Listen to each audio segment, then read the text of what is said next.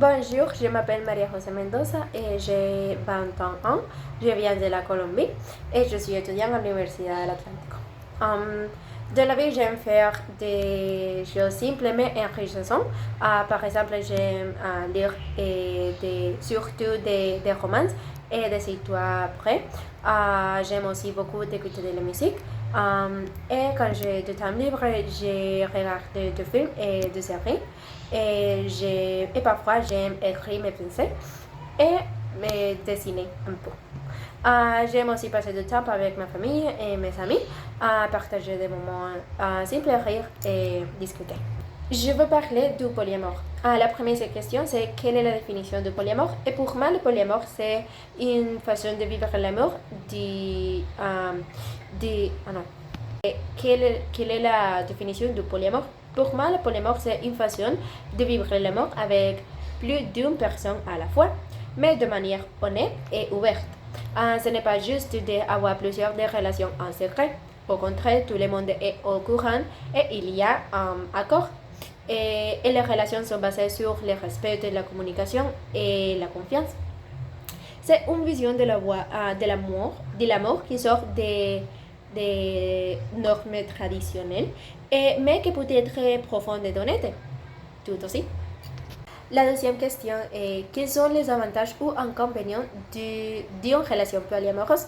Je pense qu'un des grands avantages du polyamour, c'est la liberté d'aimer sans devoir tout concentrer sur une seule personne et ça peut permettre de découvrir différentes facettes de soi-même et de vivre des expériences riches et très différentes. Par contre, ce n'est pas facile.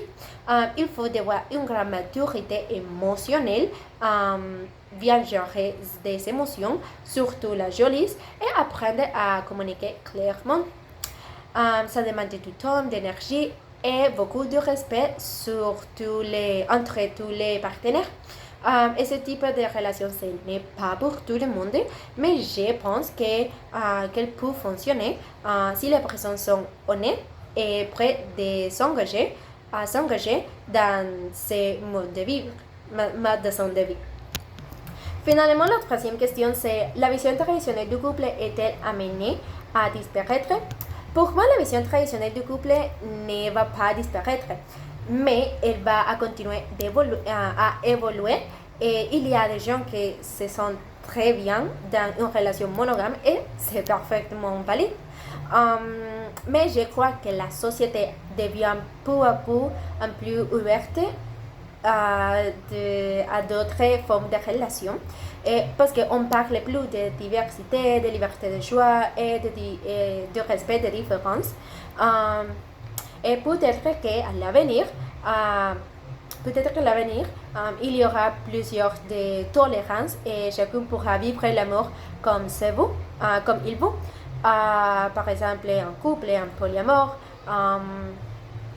et seul ou d'une autre manière. L'important, c'est de ne pas juger les autres et de vivre une relation qui nous rend heureux et épanouis. Et c'est tout. Merci pour votre attention. Au revoir.